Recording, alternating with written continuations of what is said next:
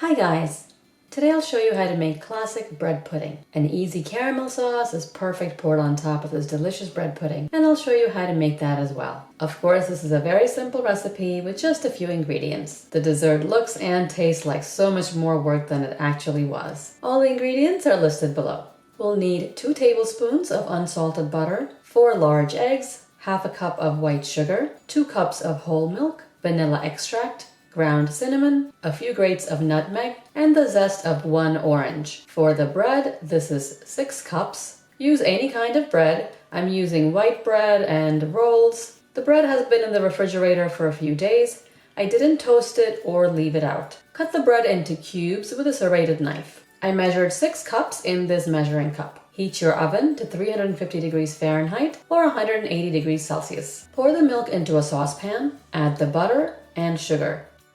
Heat this up just so the butter and sugar melt. It doesn't need to boil. Everything's melted. Now set this aside to cool. While the milk is cooling, zest the orange right over the bread. This is a blood orange. I love the rich colors on the rind.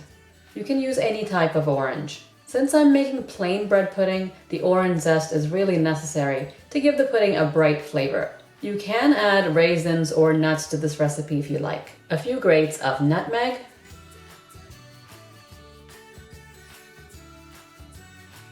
1 teaspoon of ground cinnamon. Beat the eggs up very well. Add a teaspoon of vanilla extract. Pour the cooled milk in. Add 2 pinches of salt and mix really well. Pour the mixture over the bread cubes. Combine everything thoroughly.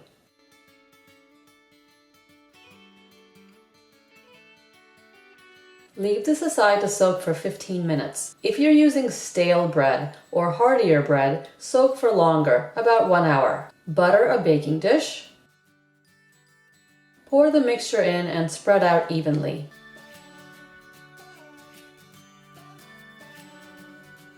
There should be about an inch space for the pudding to rise. Bake at 350 degrees Fahrenheit for 45 to 50 minutes. It's ready when you press and it springs back. It's set and not jiggly. Cool this for a few minutes and serve warm. In the meantime, let's make the sauce. In a saucepan, melt 1 stick of butter and 1 1/4 cups of dark brown sugar.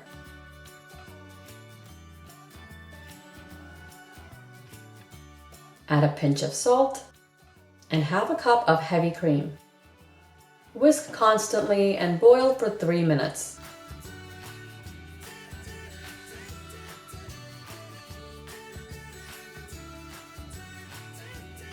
And our sauce is ready. Beautiful and rich. I want to drink this, but it would burn my mouth, so I'll wait. Cool the sauce for about 5 minutes and it'll thicken up. The bread pudding on its own is not overly sweet. If you don't want to make the sauce, serve the bread pudding just with powdered sugar on top, or even some whipped cream. The pudding is cooked but soft, golden brown around the edges. Pour the sauce over the pudding.